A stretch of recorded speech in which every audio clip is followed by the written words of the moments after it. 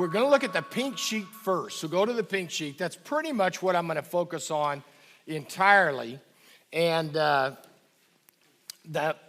front side looks at the number one goal for you with your child is to build a strong parent-child relationship.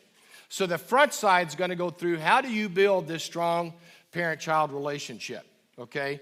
Because the stronger your relationship is, the more you're going to influence your child's heart. And the goal of Christian parenting is not control, which 99% of parents in the world think it probably is control. The goal of parenting is to influence your child's heart to become a responsible, godly decision maker. Because what you want is for your child to manage their own life from 18 to 100, okay? And the stronger your relationship is with your child, the more they respect you, the more they trust you, the more they want to follow your guidance because they know you have their best interests at heart. And so if you look at the very bottom of that page, I have the 3 R's. A positive relationship plus rules equals a responsible decision-making child. So it always begins with the relationship. Then, if you go to the negative 3 R's, and a lot of Christian parents, loving Christian parents and grandparents believe we're going to begin with the rules. It's all about rules. It's all about correction. Rules minus a relationship will equal a rebellious child. Okay? So we absolutely need to start with the relationship side first. And actually, this front side is kind of chapter 2 of my Christian parenting book, Simple Habits for Effective Parenting. It's the Cliff Note version or the Reader's Digest version, whatever you want to call it. So, number 1, communicate unconditional love with words. And I mentioned that in my sermon, if any of you heard the sermon, that kids need unconditional love. It amazes me. I probably have counseled over 1,000 kids. And kids wonder often, do my parents love me unconditionally? Or do they love me if I make the choir, or if I do good in a sports activity, or if I do good in robotics or 4-H club or whatever? Kids need unconditional love. And so the first question there, do you want to know a secret? Now, you ask that the first time, and depending on the age of your kids, they'll say, sure, Mom and Dad, tell me a secret. And then you'll say, I love you no matter what. And after the first time, as they get older, they're going to say, Mom, Dad, I've heard that secret. I don't want to hear it anymore. In fact, if they're 10, 11, they may cover their ears, okay, and say, I'm done hearing it. And we have 6 grandkids, and our 8-year-old grandson just had a birthday, and on his birthday, I said, Caleb, do you want to know a secret from Grandma and Grandpa? And he said, Grandpa, you've told us that 900 times. He just said that a week ago. And so share with your children, I love you no matter what, and the 3 important words are no matter what, okay? Secondly, to say, I will love you even more tomorrow than I did today. And I mentioned that in my sermon as well. And think about it. How would we feel? In fact, my wife said I should not put this in the sermon, so I didn't. But how would all of us feel if our Heavenly Father out loud said to each of us before we fall asleep at night, I love you no matter what in Jesus. I will love you more tomorrow than I did today. I love you for an eternity. All of us would sleep terrifically if we had our Heavenly Father say that out loud. And that is a great phrase to tell your kids before bedtime. I will love you even more tomorrow than I did today. And your kids will have a safe, secure feeling and sleep very well. And then if there's one question that I have had numerous kids ask me, especially teenagers, Dr. Schrader, are my parents proud of me? It's so absolutely essential that you use the P word, proud, over and over and over and over again. So many adults have never heard their parents say, I am proud of you. And maybe you did not hear your mom and dad say, I'm proud of you. And I'm not being critical of them, not at all. They did not know the importance of that. If there's a phrase, all three of those phrases are essential. Will you please tell your kids regularly, I'm proud of you.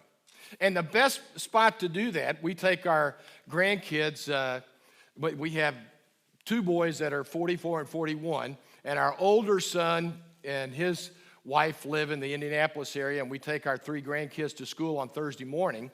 And I'm not patting myself on the back, but what do we tell the grandkids before they go into school?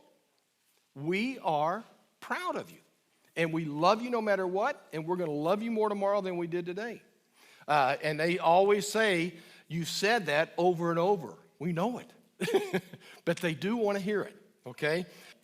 Secondly, you want to communicate unconditional love with affection. Interesting research study. They did a research study. 90% of men, now this is just men, but men on death row, they had murdered people, were rarely touched as children. Isn't that an interesting study? 90%.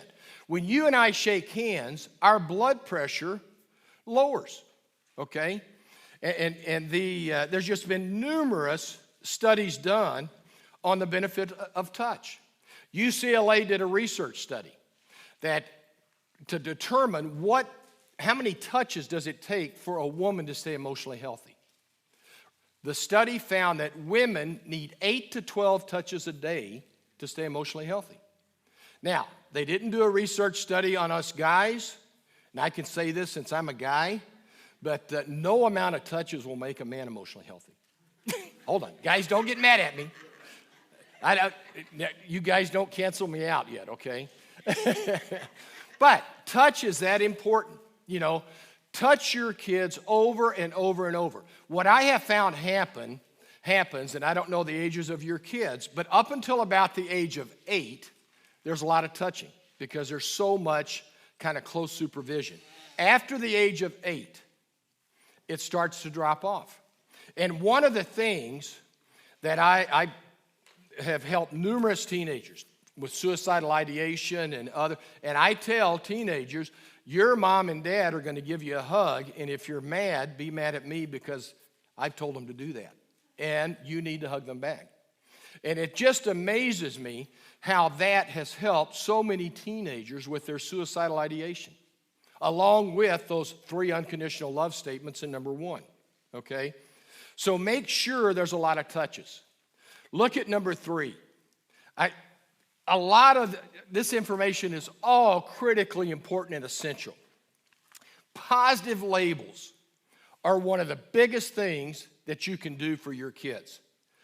Helpful or harmful, whatever label you put on your child's forehead or whatever label they hear, that's the reputation they're going to fulfill.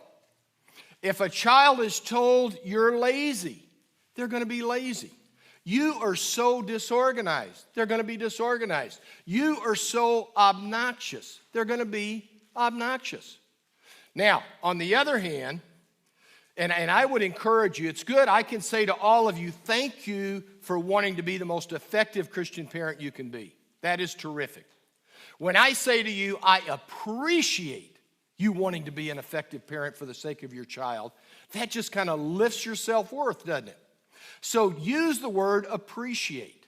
I appreciate, and you look at that second paragraph, starting with the penultimate sentence, I appreciate your determination, helpfulness, hard work, kindness, positive attitude, great decision making.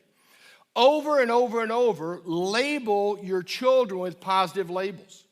I saw a girl years ago, probably 30 years ago, back in the early 90s.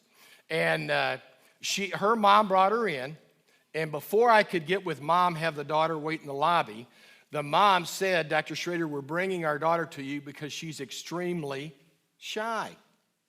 Well, what was that girl? Shy.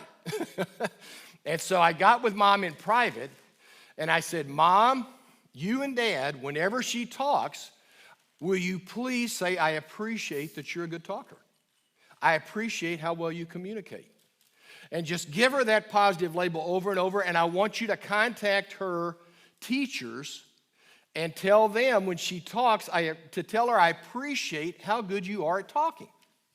Well, what do you think that little girl became? She became a talker. Because the label went from that negative label to, I appreciate that you're a good talker. I saw it was such a coincidence.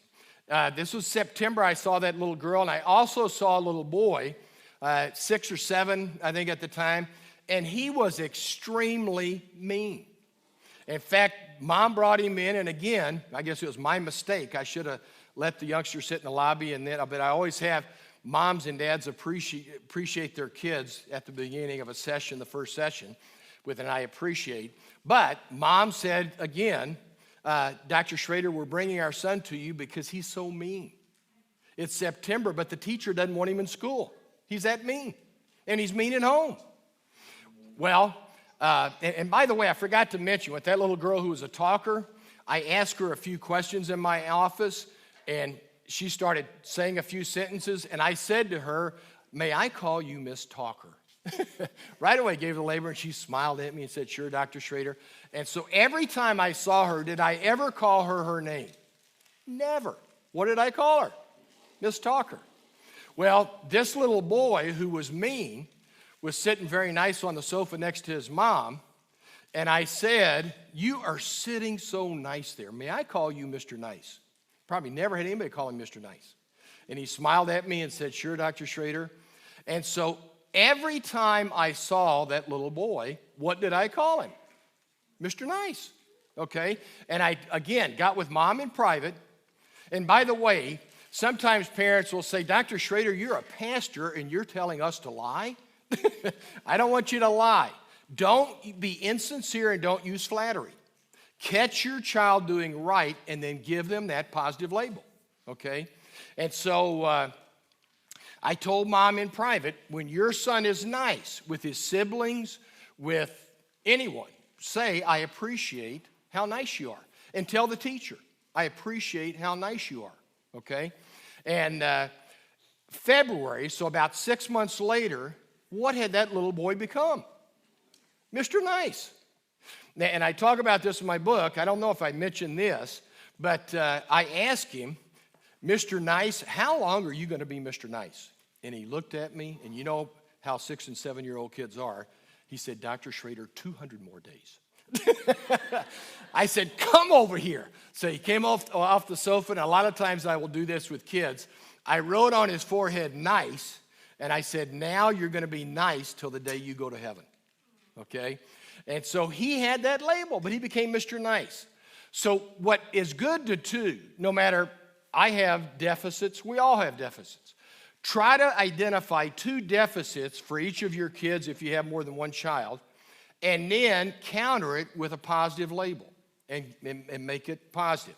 I did a virtual session with a mom, was it at the beginning of this week or last week? Anyway, within the last week, her son had been getting horrible grades, was irresponsible, disrespectful, just kind of out of control.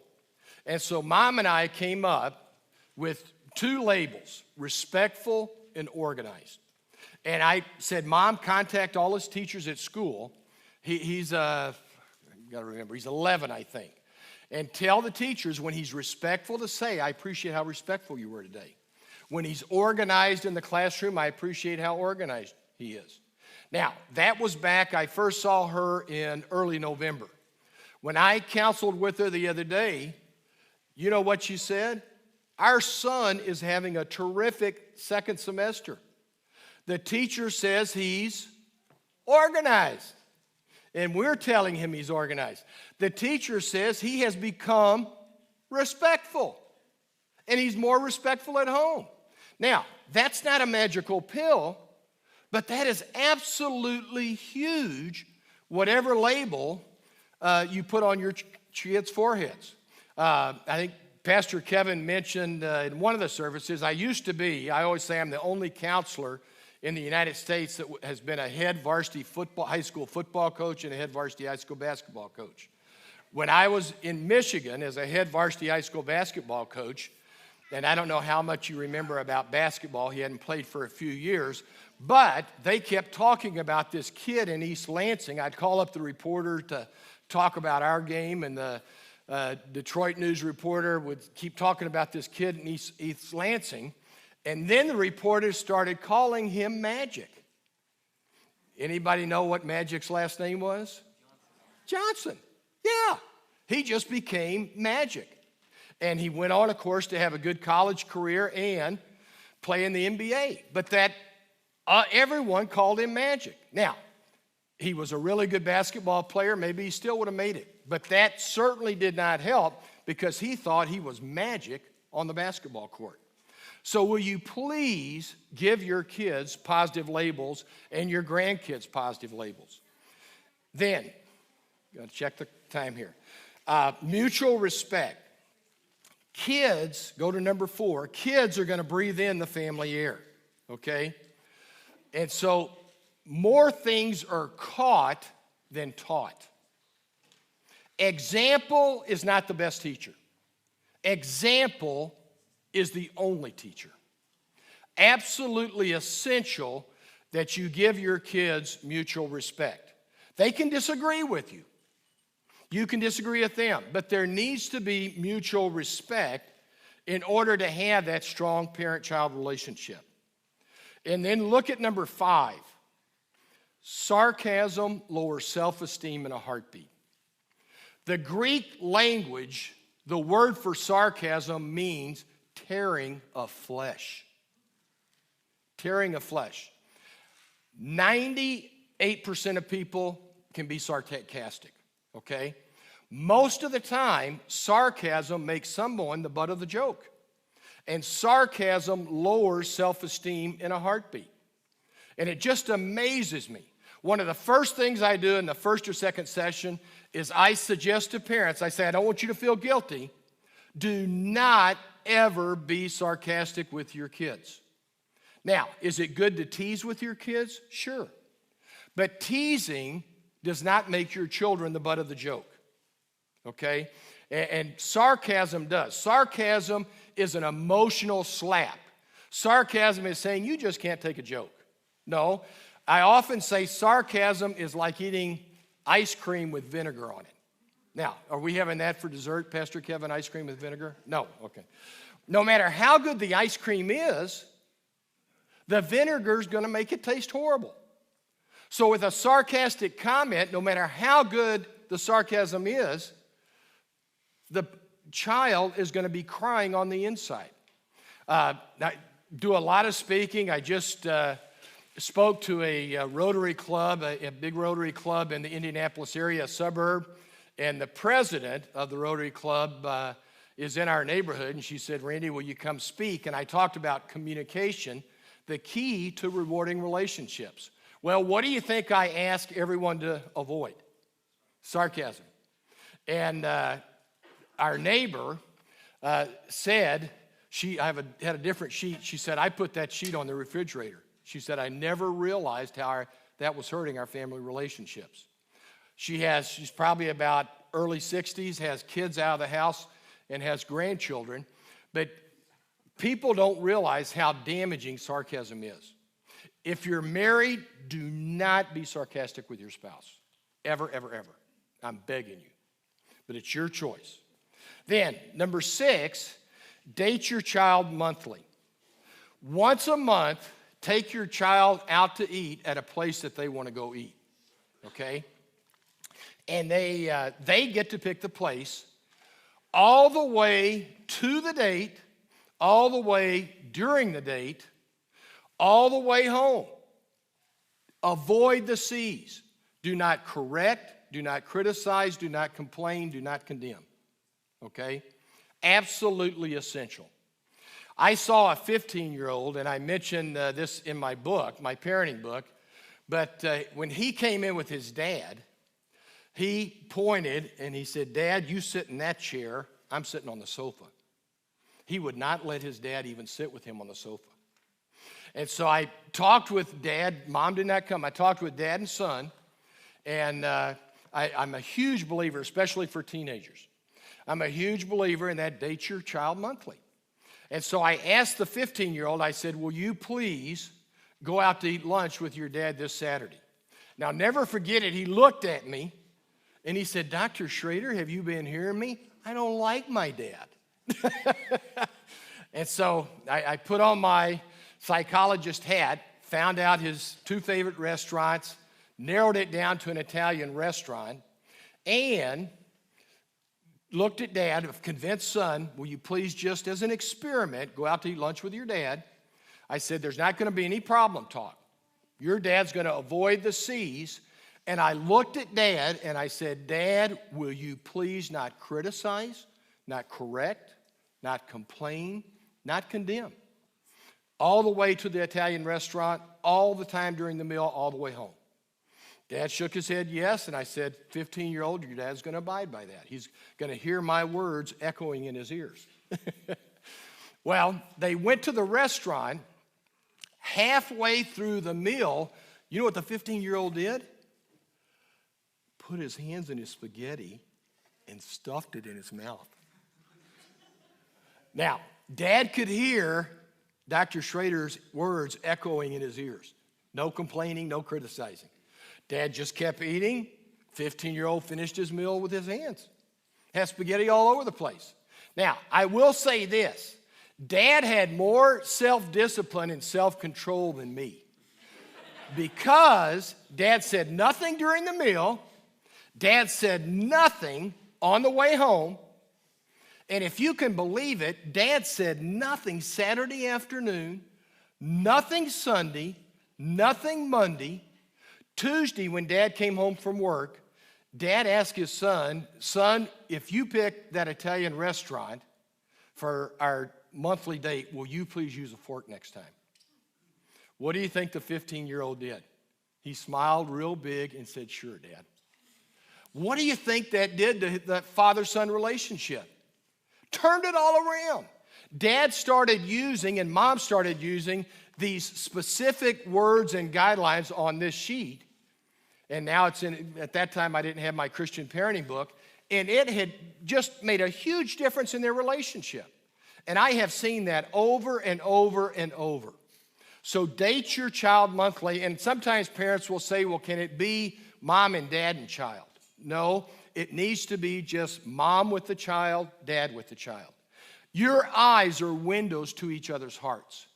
You want to make a heart connection, a heart contact with your child, and so just look into your child's eyes. Now, do what fits your family budget. You know, if it's an ice cream cone, go out for an ice cream cone or a shake, or if it's a Happy Meal.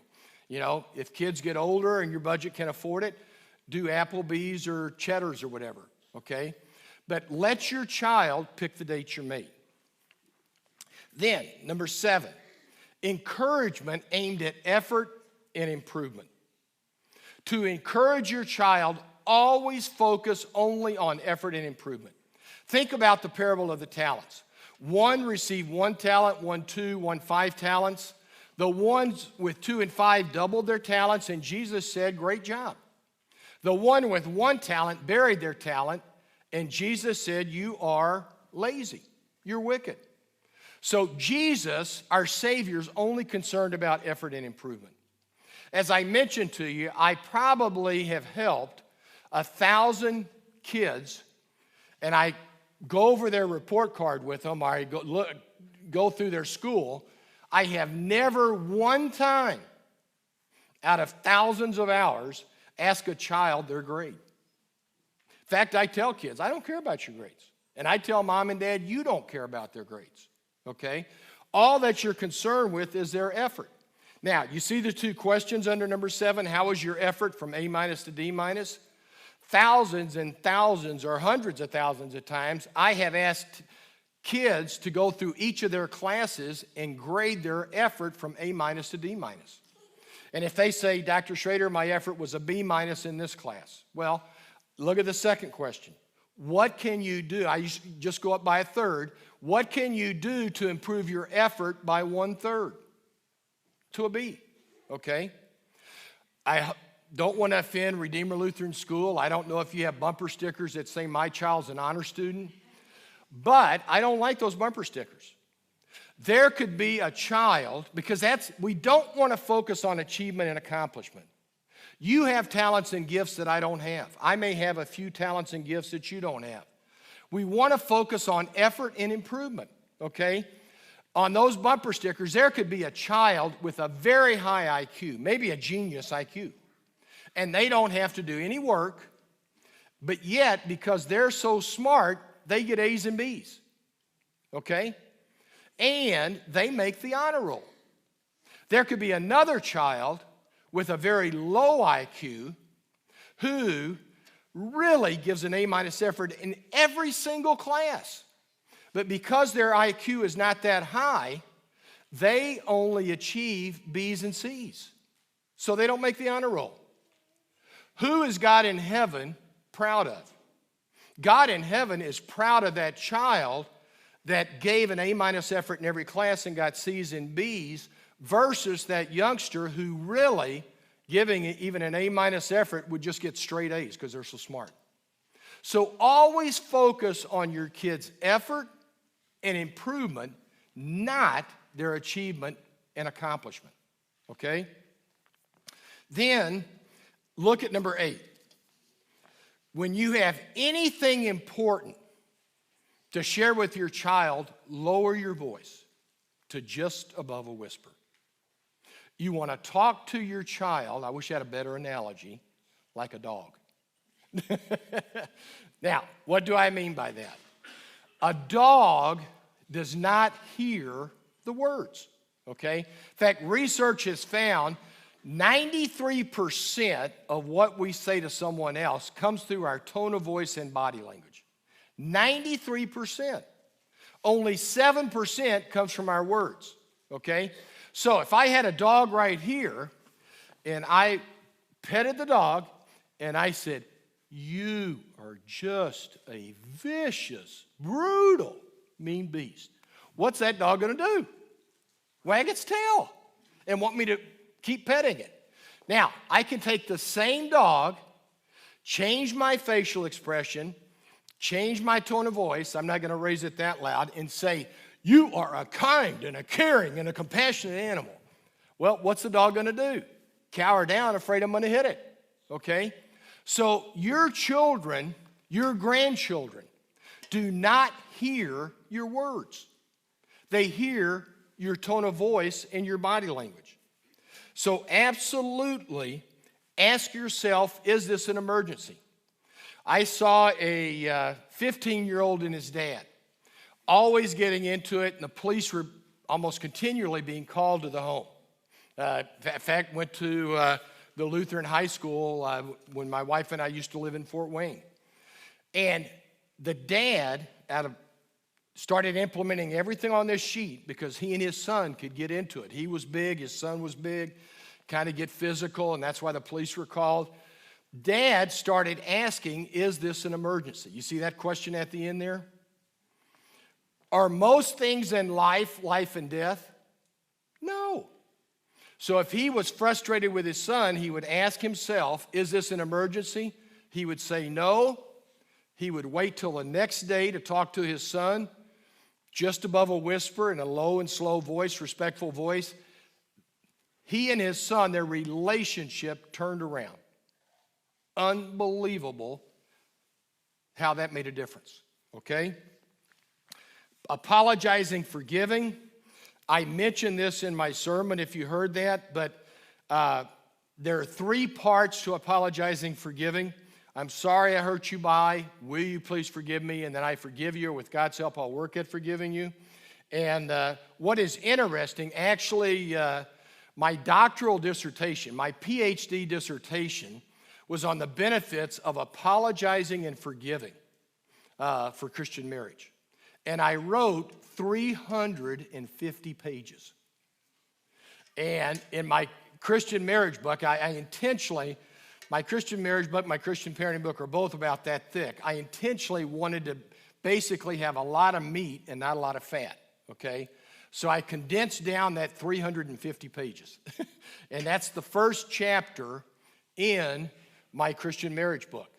And I read a ton of marriage books, a ton of articles, went through the whole Bible, and I can tell you, one of the things I discovered, research studies found that children who had parents who said, "I'm sorry, I hurt you because I made a mistake," were more emotionally healthy as adults. Now, I don't want you to be critical of your parents. Most parents don't realize that. Most individuals do not know how to apologize and forgive. And so that is absolutely essential, okay? And then we want to have fun family times together, number 10, but I'm going to skip over that and go to the back side. I was thinking, Pastor Kevin, I would wait till the end to ask for questions. Is that all right? Or does anybody? Well, I'll just do it now. Any of you have one or two questions now? No? Okay. Just keep in mind, it all begins with the relationship. Okay? Yes, sir. Question.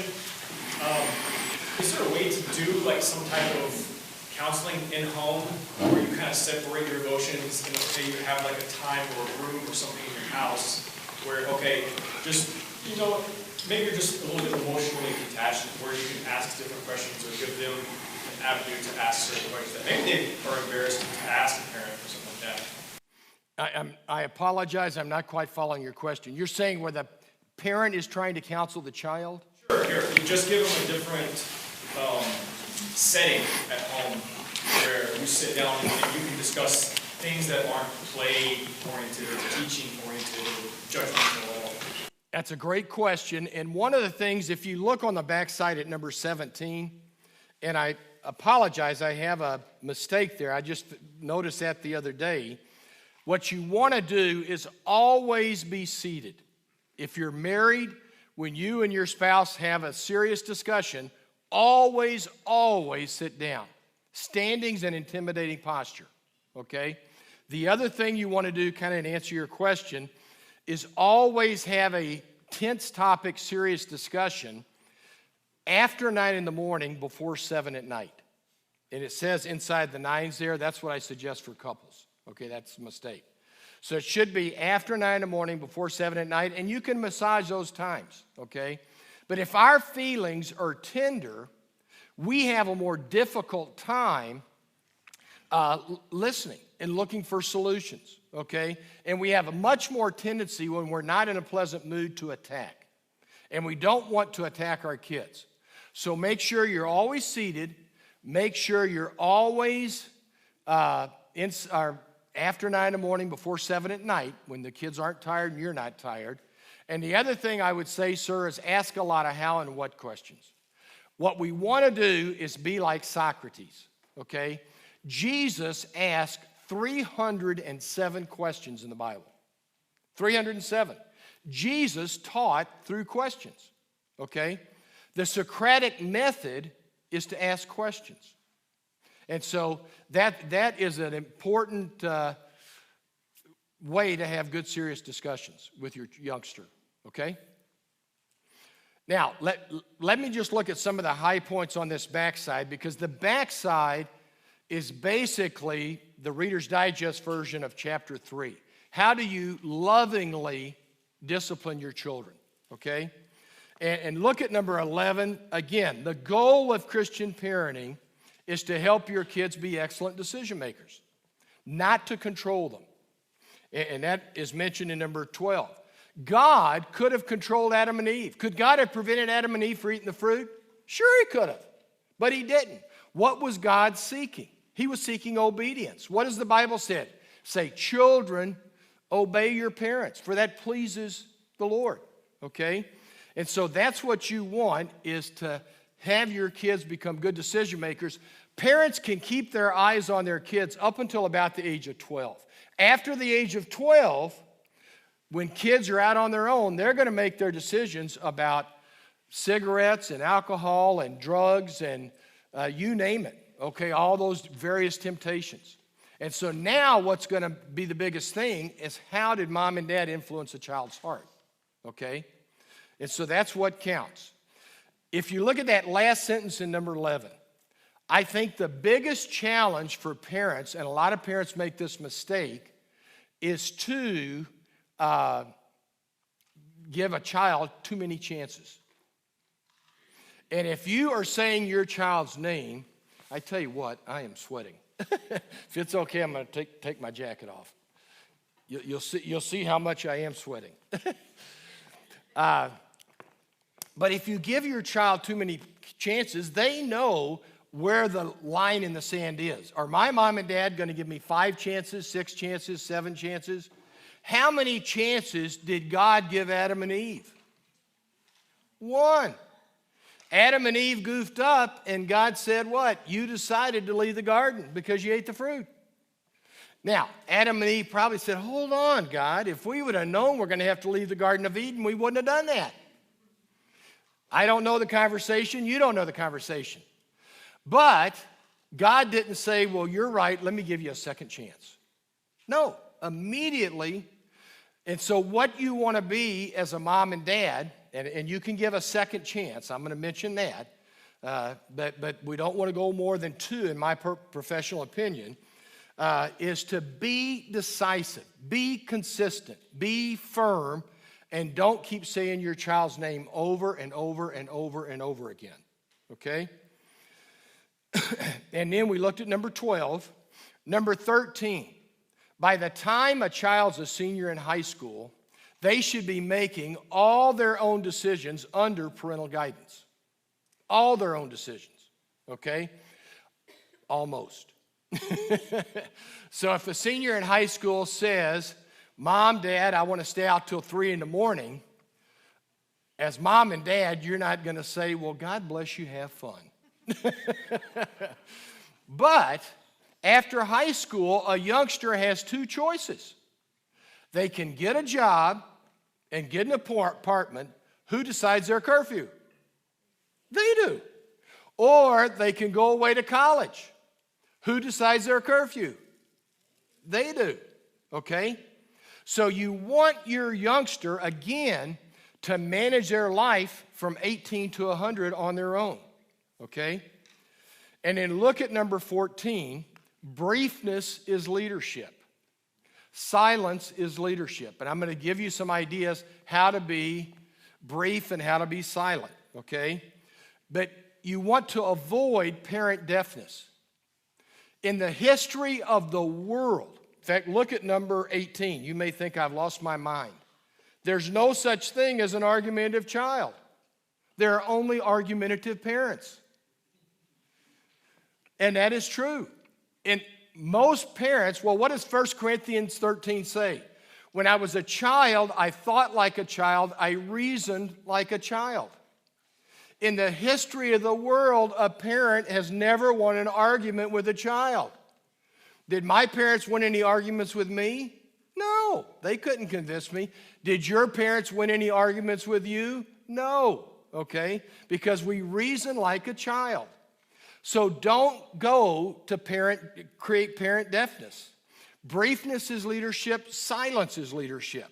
In fact, you could have the very best lecture in the entire world as you're trying to convince your child, and after 5 seconds, you know what your child does? They turn the volume off, and they don't hear another word. Right? What did I do when my parents started to give me a lecture? 5 seconds off, I didn't hear it. And you're no different than me, I'm sure. You did the same thing, right? Or did you listen to your parents' lecture? No, okay? And again, we don't want to lecture. We want to do, as this gentleman asked, how and what questions when we sit down to have that discussion, okay? Now, look at that next section. This is kind of a summary of chapter 3 in my Christian parenting book. A positive parent is a leader, not a boss. Bosses are about micromanaging. Bosses have many rules. Bosses are controlling. Bosses are looking over the shoulder of their employees. You know, they say, do this job, and then they just hover over them to see that they're going to do a good job.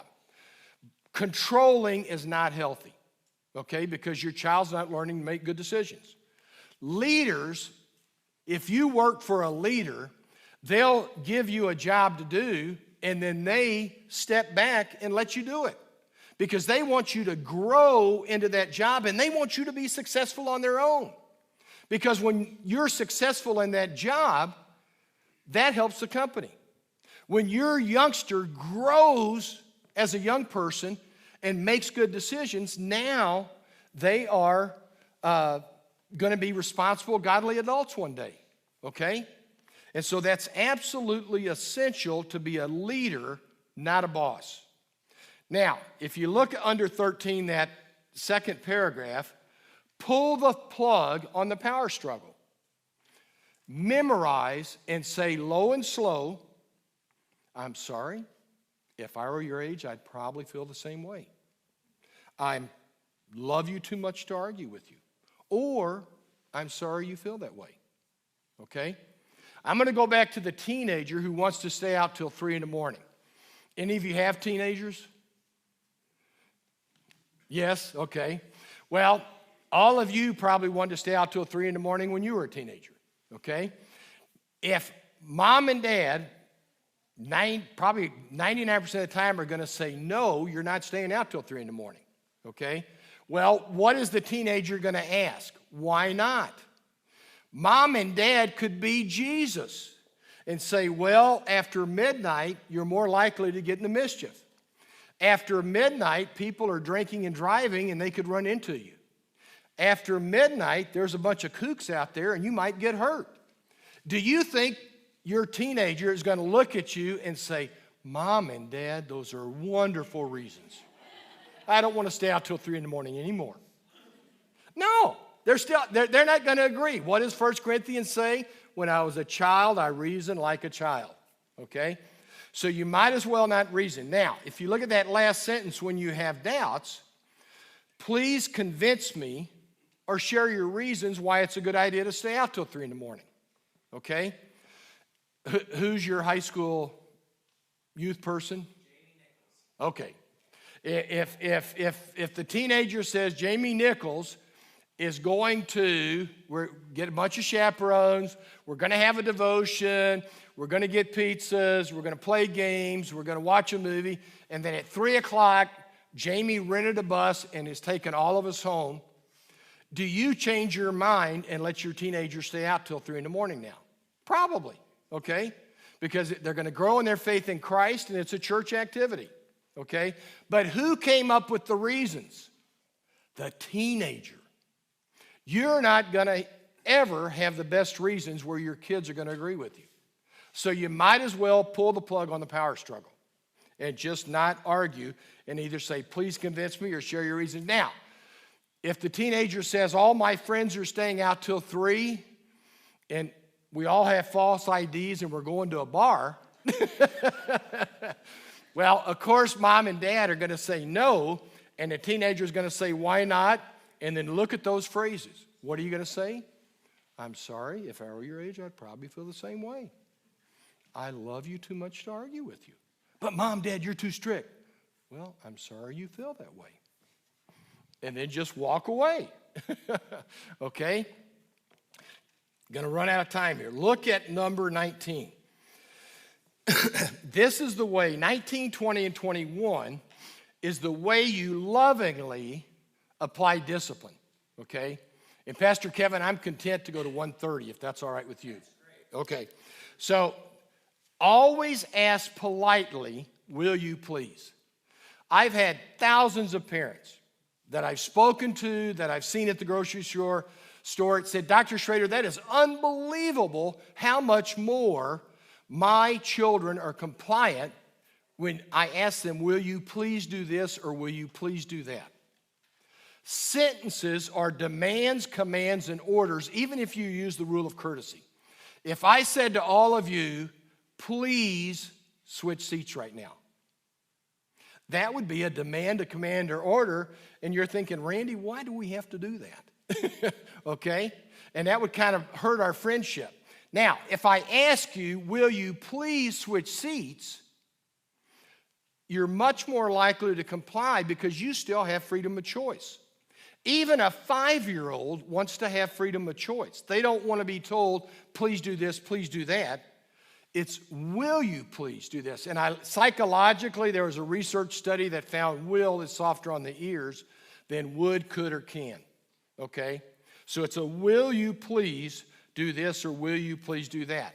In a sense, now, Pastor Kevin, don't get upset with me. In a sense, God asked Adam and Eve, will you please avoid the fruit? He gave them a choice, didn't he? Okay? Now, they ate the fruit, and look at step number 2 there. Okay? Either or decisions. So it's either avoid the fruit or leave the Garden of Eden, you decide. Now, I know God did not tell them that in advance, okay? But that's what happened. Either avoid the tree, avoid that fruit, or leave the Garden of Eden, you decide. When they ate the fruit, and of course this is not in the Bible, but God basically said, Adam and Eve, you decided to leave the Garden of Eden because you ate the fruit. Now, I goofed up all the time, and even when I'm going over this with parents, I can goof up. I often want to say the mistake first. You decided to eat the fruit. No, it's you decided, and then the consequence, you decided to leave the Garden of Eden because you ate the fruit, okay? And if you look at the last line under number 20, never, never, never say I. I is controlling and can create an angry child and a rebellious child. Most parents use I, and again, I'm not being critical of parents. 99% of parents don't know what you're learning today, and they use the word punishment, okay? I'm going to punish you. Punishment is for criminals. You don't want, it's to, in a sense, hurt somebody. Punishment is not for your kids.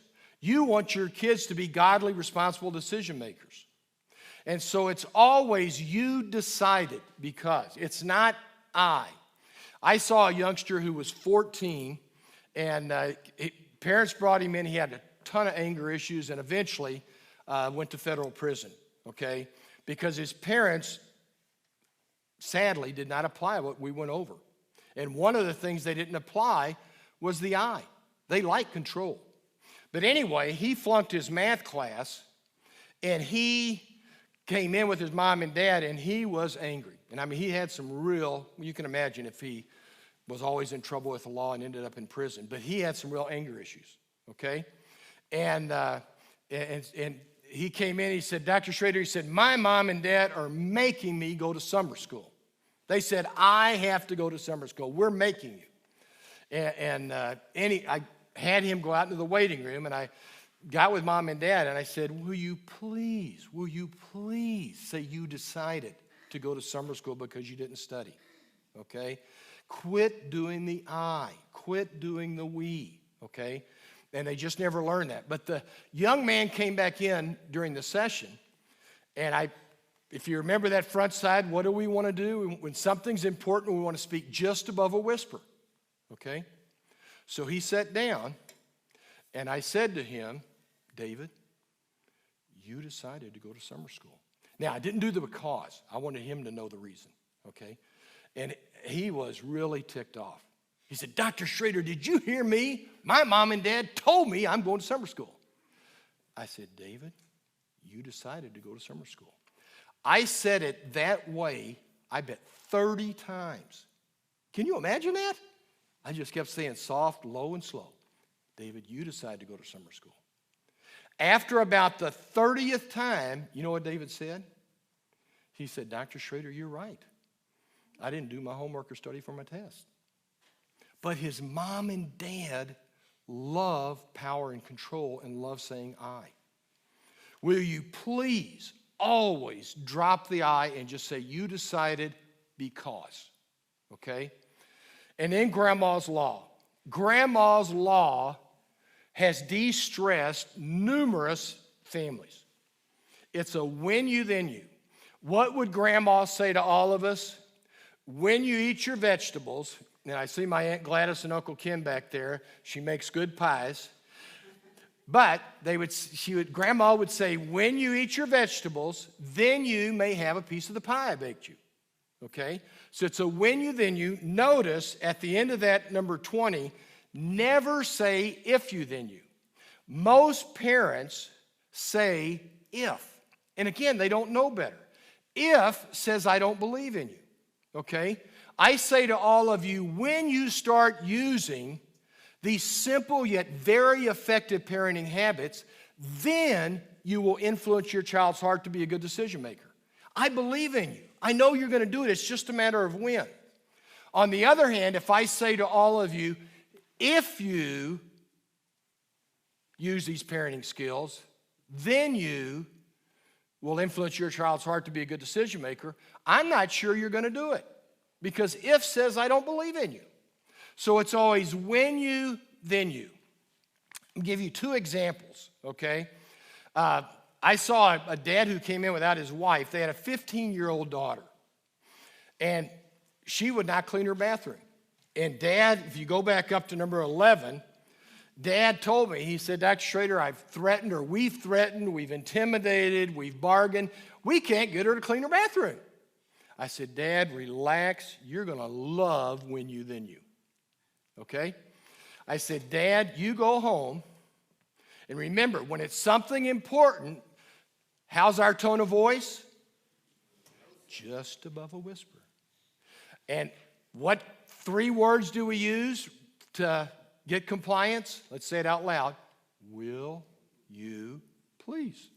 So, Dad, you go home and you ask your 15-year-old daughter, since you don't think she's going to clean her bathroom, will you please hand me your cell phone? When you clean your bathroom, then you may have your cell phone back. Not if you clean your bathroom, when you clean. And then walk away real nicely. Okay? And then he did that. Well, she had a few spots in the sink. So what did Dad say? When you hit those spots in the sink, then you may have your cell phone. Walked away. About 2 or 3 minutes later, how long does it take a 15-year-old to clean? Pretty quick. Well, he came back and it was clean, and he handed her the phone. I'll never forget it. He came back the next session, had a big smile on his face, and he said, parenting is easy. I said, oh my goodness, it wasn't easy for me, I can tell you that. It's not easy for anybody, okay? But if you have the right verbal skills and the right guidance, you can really make a huge difference in your child's life. And that made a huge difference. The other thing is, when your youngsters make a mistake, they need to feel bad, not mom and dad. And mom and dad are often the ones that are feeling bad, okay? And so I saw a 10-year-old, or a mom with a 10-year-old, she's a single parent, had unfortunately had a marriage that did not work out.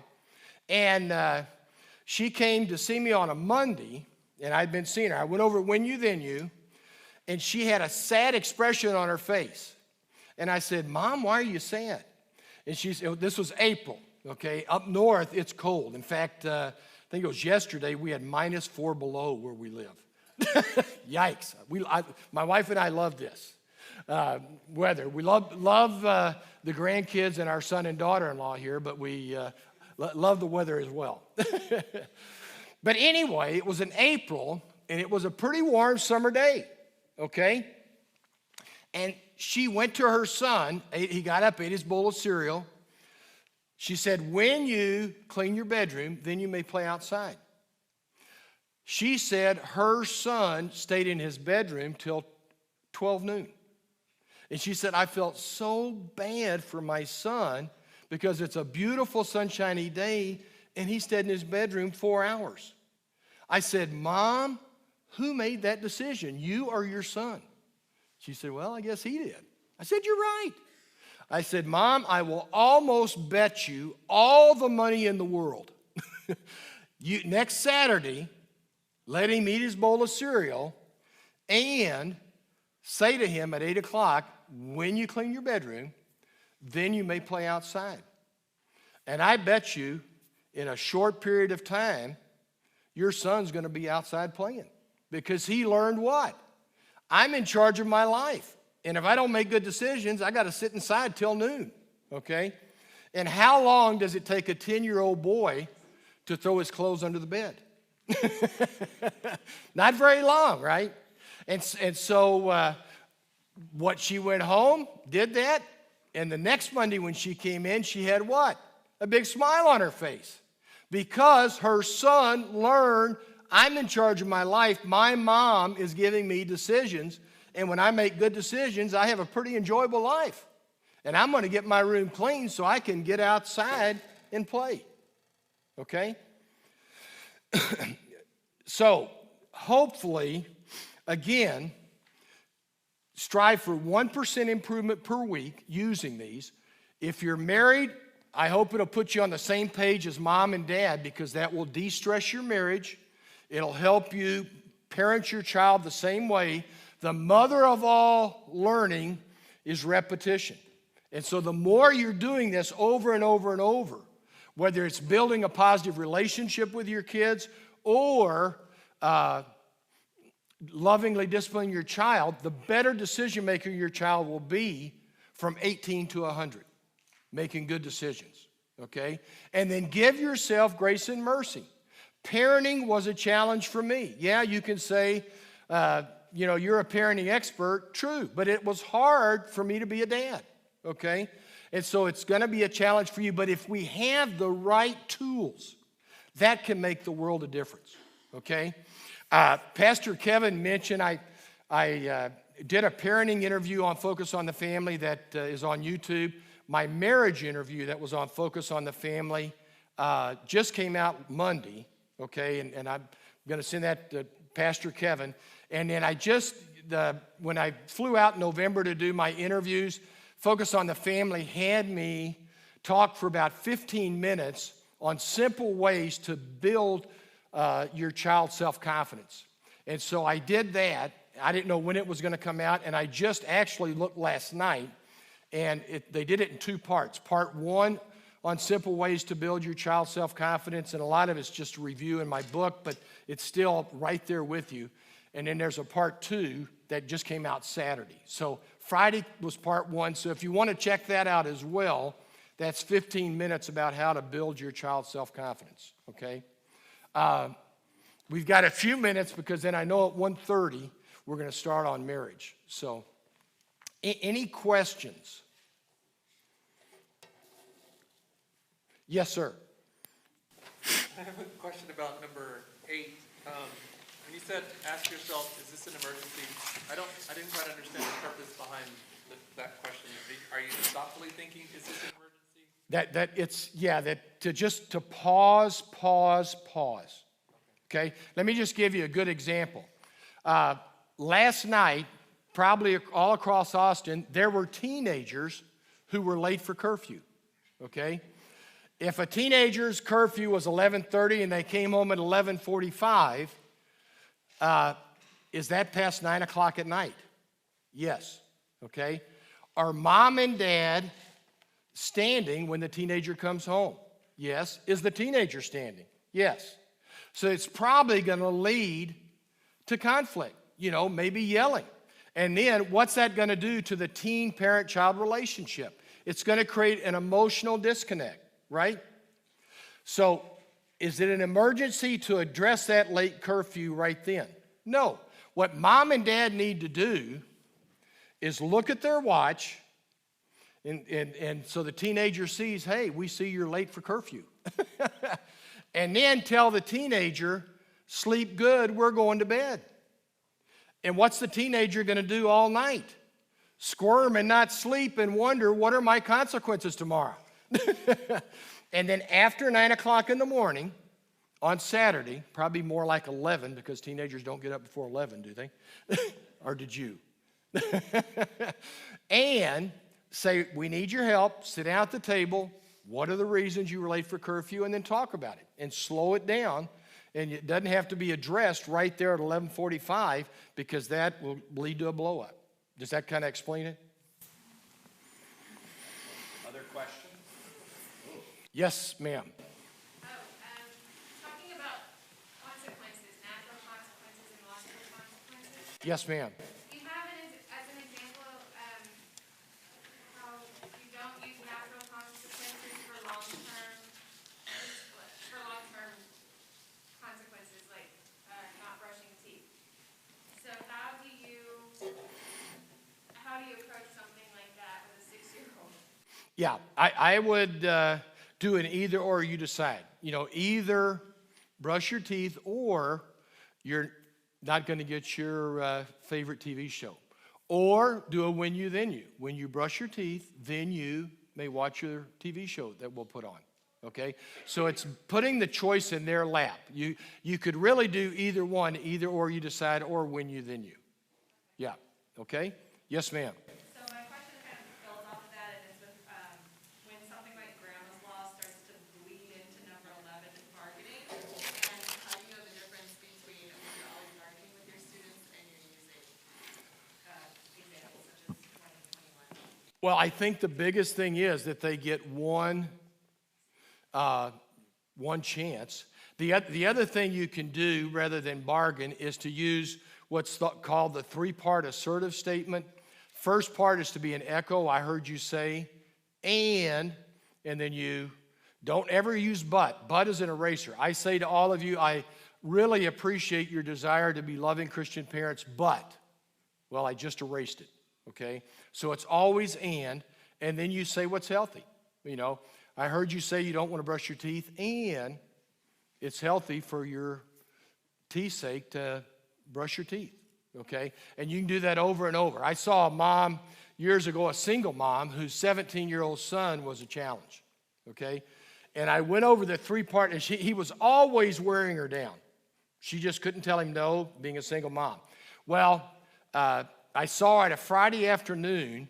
It was my last appointment, and I went out, I locked up the office. I was the last doctor there, went outside, and I saw her son. Good thing is there's not a lot of cars in the parking lot, burn rubber out of the parking lot. He was mad. And the mom said to me, thank you, thank you, thank you, thank you. And I said, for what? She said that 3-part assertive statement. He wanted to stay out till 2 in the morning, and I just kept saying, I heard you say, and your curfew is midnight. And so he would say, you're the meanest mom in the world. I heard you say I'm the meanest mom in the world, and your curfew's midnight. All my friends are staying out till 2 in the morning. I heard you say all your friends are staying out till 2 in the morning, and your curfew's midnight. You are absolutely ridiculous. What did Dr. Schrader tell you? I heard you say I'm absolutely ridiculous. What did Dr. Schrader tell me? And your curfew's midnight. If you remember, I don't know how long ago records are coming back, aren't they? But we used to have the broken record that would get stuck and go over and over and over. Just be a broken record over and over and over.